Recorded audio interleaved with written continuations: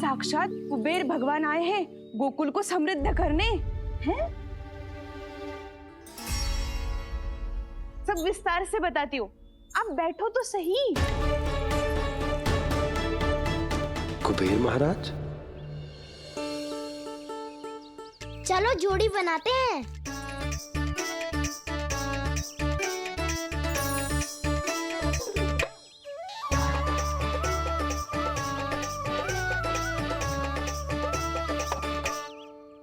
मुझे तो किसी ने ना चुनो, मैं क्या करूं? अरे सुबल, तुझे तो सबसे महत्वपूर्ण भूमिका निभानी है।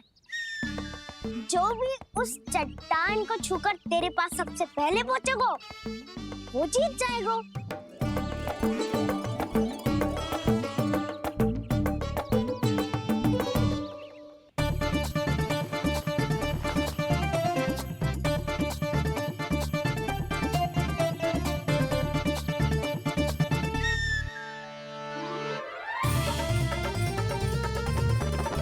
आरंभ करो।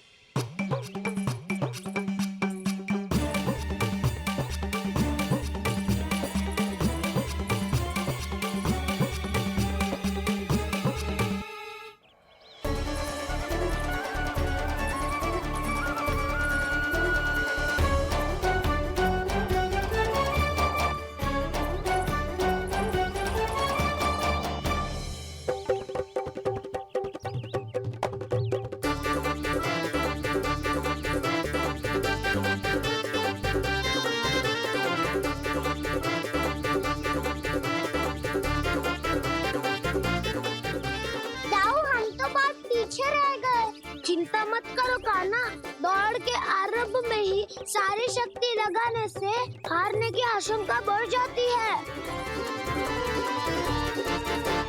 देखो वो दोनों थक रहे हैं, यही समय है अपनी गति बढ़ाने का।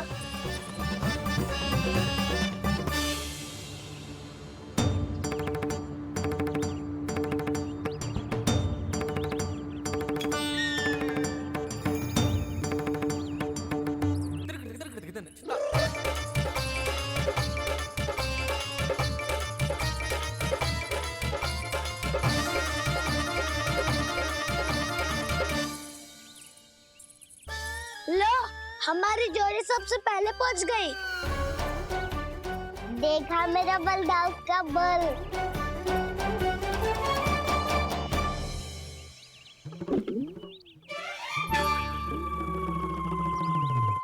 ताऊ, वो देखो।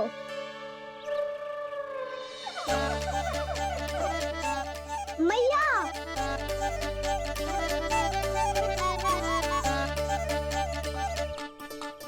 अपने परिवार या अपने सखाओं के साथ या किसी ऐसे व्यक्ति के साथ जिसे उसकी आवश्यकता हो, बांट लेना चाहिए ताकि सबके पास पर्याप्त हो और किसी को भी कछु कमी ना हो, किसी को वस्त्र के बिना रहना ना पड़े, भोजन के बिना सोना ना पड़े।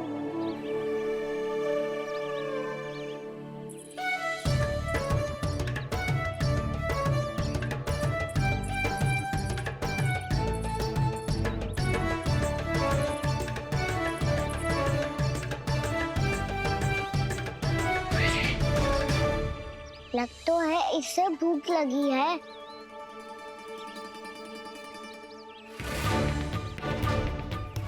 मेरी और क्या देख रहे हो? तुम्हारी पोटली में कुछ तो होगा, दे दो उसे। मेरे नैना मैया ने क्या की थी? जब हम किसी और को देते हैं ना, उससे अनेक गुना नारायण हमें वापिस कर देते हैं।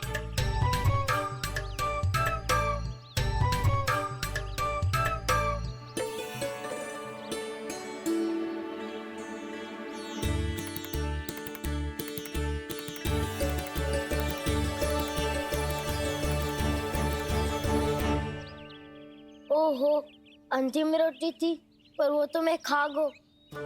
अब तो बस मेरे हाथ में माखन लगा रह गो है।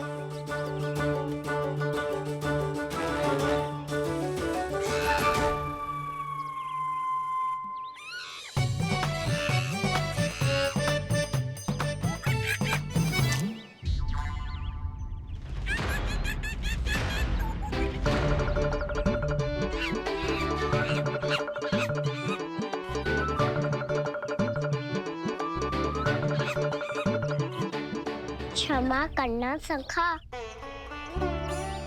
तुम्हें देने के लिए मेरे पास कुछ नहीं है। अब आप ही बताओ, कोई 2 गुना मूल्य देगो तो हम शीघ्र ही धनवान बन जाएंगे कि ना? पर कोई 2 गुना मूल्य देगो ही क्यों?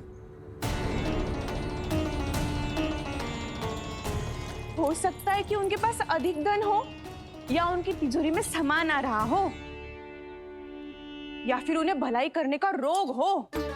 हमें तो आम खाने से मतलब है ना नंदराज।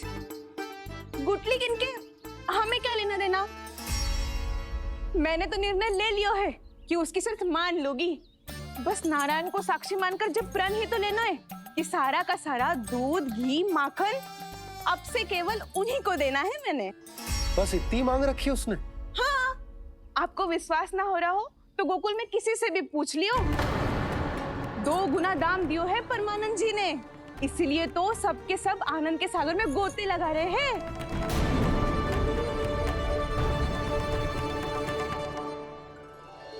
हे नारायण, सुनी है गांव वालों को 2 गुना लाभ हुआ है आज। पर मैं तो माखन बेच ही ना पाई, क्योंकि हाट जाने के लिए कोई साधन ही ना मिलो मुझे। ये नया माखन अभी अभी बनायो है मैंने। प्रतिदिन जो माखन निकालती हूँ सबसे पहले आपको चढ़ाती हूँ, ये सोचकर कि कभी तो आपकी कृपा होगी। पर जाने आपका आशीर्वाद कब मिलेगा मुझे, पर जाने कब आपका आशीर्वाद मिलेगा मुझे। यदि इस बार भी मेरा माखन बेकार हो गई हो ना, तो सच्ची कह रही हूँ, कल से भोग में आपको कुछ भी ना चढ़ाऊंगी मैं। कल से भोग में आपको कुछ भी ना चढ़ाऊंगी मैं। कान्हा, मुस्कुरा क्यों रहे हो? वानर महाराज की भूख कैसे मिटानी है पता है मुझे। कैसे? माखन से। पर माखन कहाँ मिलेगा? सावित्री मौसी के घर से। तो क्या तुम फिर से माखन चुराने की सोच रहे हो? डाउन मेरी बात प्रश्न ही नहीं उठता, इसकी अनुमति नहीं दूंगा मैं। गोकुल वासियों को ऐसा वचन देने की अनुमति ना दे सकता मैं। बिना सोचे समझे कैसे वो किसी अपरिचित व्यापारी के शब्दों पर विश्वास कर सकते हैं?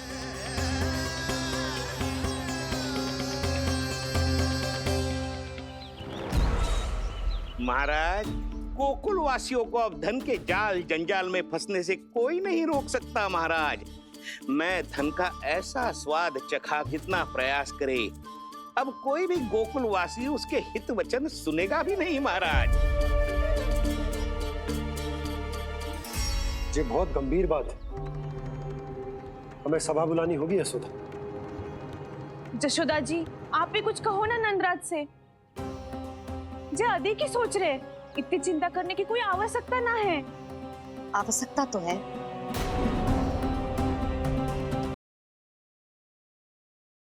वैसे तो जब कोई लोभ के जाल में फंस जाता है तो उसका बाहर निकलना असंभव है, किंतु फिर भी अपनी दृष्टि चौकन्नी रखना और कान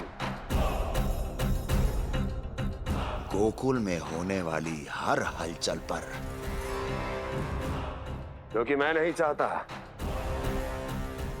कि उस छलिया विष्णु अवतार का कोई भी छल मेरे मार्ग का रोड़ा बन पाए। अवश्य महाराज।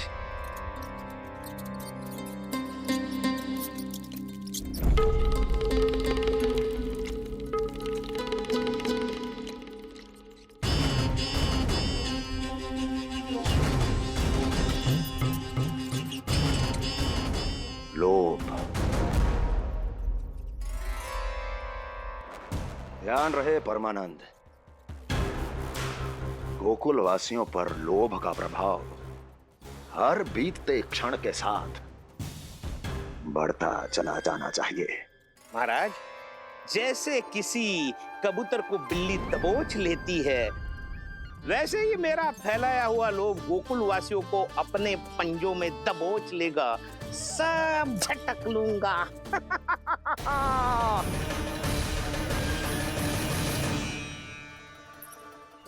इससे पहले कि माखन पीला पड़ जाए, उसे आंच में तपाकर घी निकाल लेना चाहिए ना, तो पूरा का पूरा माखन बिगड़ जाता है।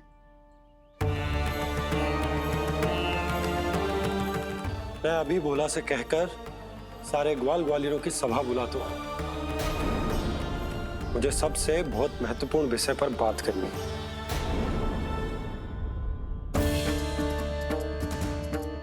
मति भ्रष्ट हो गई थी मेरी, जो यहाँ चली आई। अब कहीं ऐसा ना हो कि मेरा धनवान बनने का स्वप्न धरा का धरा रह जाए। सुलक्षणा, चिंता मत ही करो। अरे हम सबसे पहले तो वे अन्न के बारे में सोचते हैं। वे गोकुल वासियों को लोभ के फेर में कछु अनुचित ना करने देंगे। कहा ना मैंने, तुम्हें कुछ भी अनुचित करने नहीं दूंगा। दाऊ हूँ तुम्हारा। हाँ तो अनुचित बात करने देना दाऊ। पर मैं तो भलाई करना चाहता हूँ। भलाई? किसी की अनुमति या सहमति के बिना उसके यहाँ चोरी चुप के माखन खा लेना भलाई नहीं, चोरी कहलाती है। सखाओ, तुम ही बताओ, किसी भूखे प्राणी के लिए भोजन की व्यवस्था करना क्या होता है? भलाई। पड़े पड़े माखन चढ़ने के स्थान पर किसी का पेट भरे, वो क्या होता है? भलाई। किसी की मन की इच्छा पूरी करना क्या होता है? भलाई। ठहरो ठहरो, चोरी करके किसकी मन की इच्छा पूरी करोगे तुम?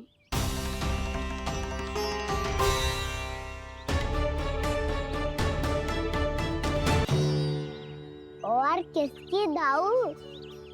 स्वयं सावित्री मौसी की। वही तो चाहती है कि मैं उनके घर आऊं और ढेर सारा माखन खाऊं।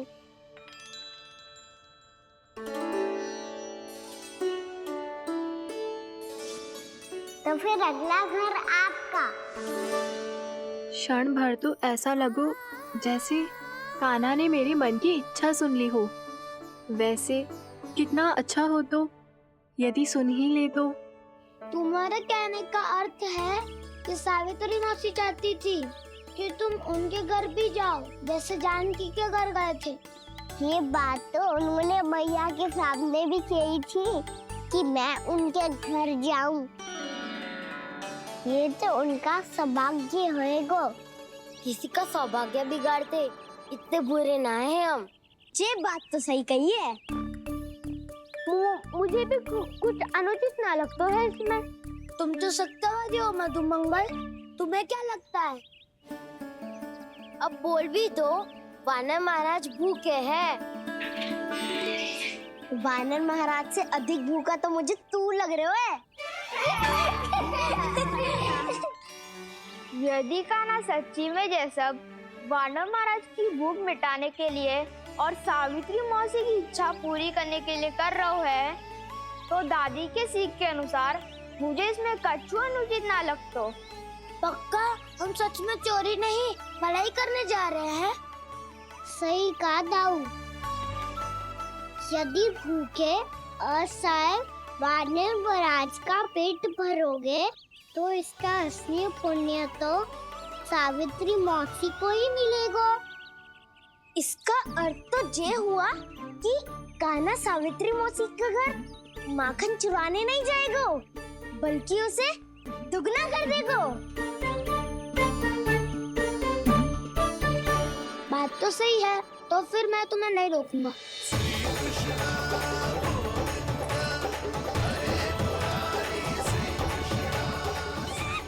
पर इस बार हम तुम्हें अकेले न जाने देंगे सखा। हाँ, हमें भी पुण्य अर्जित करना है और माखन भी।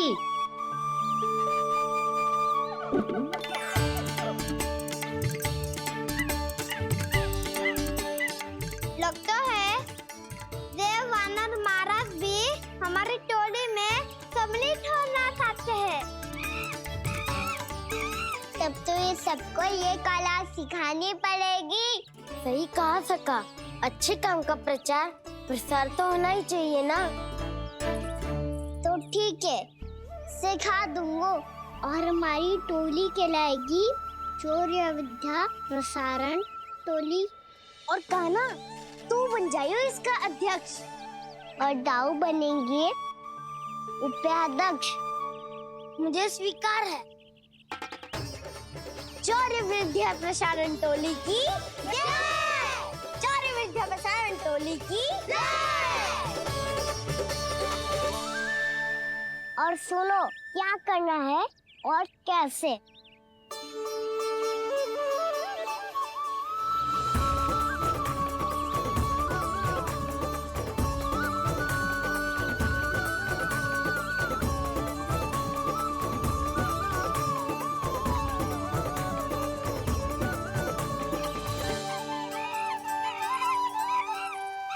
आया कन्हैया रे आया रे माखन का चोर, रोके रुके ना ये सरपट लगाता है दौड़। तुम सब वहाँ छुप जाओ, मैं भीतर देखता हूँ। ना ध्वनि कोई हो ना पता कुछ लगे, आए चुपके से ग्वालों की टोली। चाहे कितना बचाओ छिपाओ कहीं, सारा मक्खन ये कर जाए खाली। मुख से तो लगता है सरल ये बड़ा भीतर से चंचल ये छल से भरा है ये नटखट बड़ा चिच्चोर।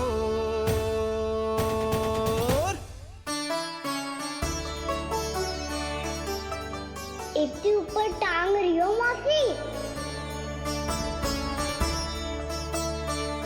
कान्हा सच में आ गयो तो मैं तो धन्य हो जाऊंगी।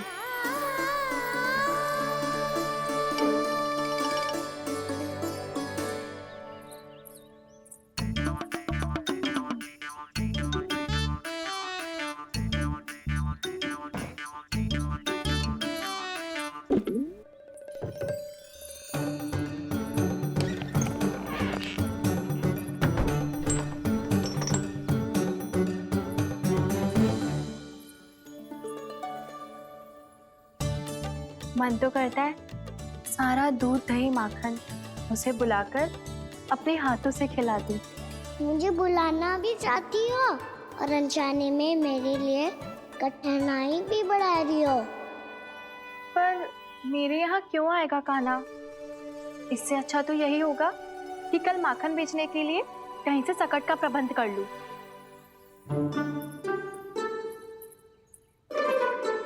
छुप जाओ छुप जाओ।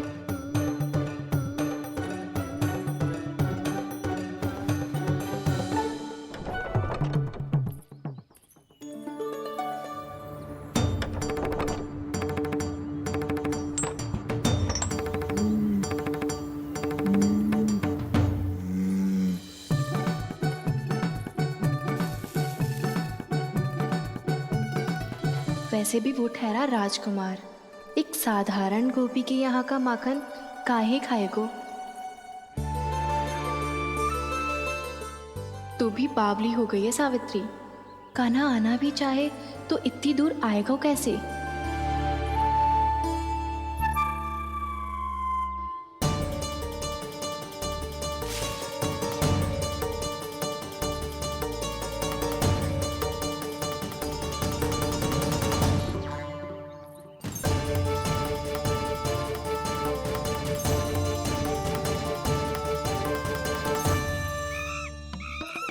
ओ मैया,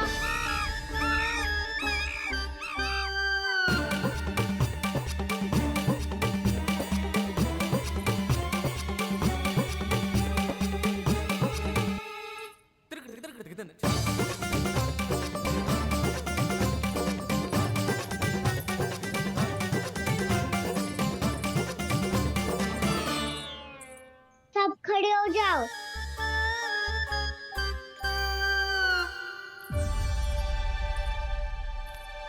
सच्ची मैं भी कितनी बावली हो गई हूँ ना। जब नंद भवन की ओर जा ही रही हूँ तो कान्हा के लिए थोड़ा सा माखन ले जाती हूँ।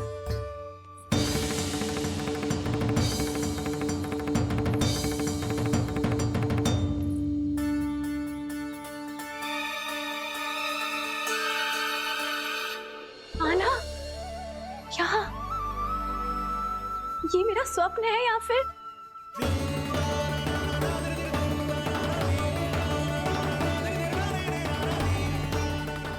ये सारे बालक यहाँ क्या कर रहे हैं कान्हा के साथ? क्या जानकी सत्य कह रही थी? कान्हा यहाँ पर माखन चुराने आया है। मुझे स्वयं जाके इसे माखन खिलाना चाहिए। चलो सावित्री मौसी के वापस लौटने से पहले मैं कार्य समाप्त करके वापस भी जाना है। कोई पकड़ी मत जाना।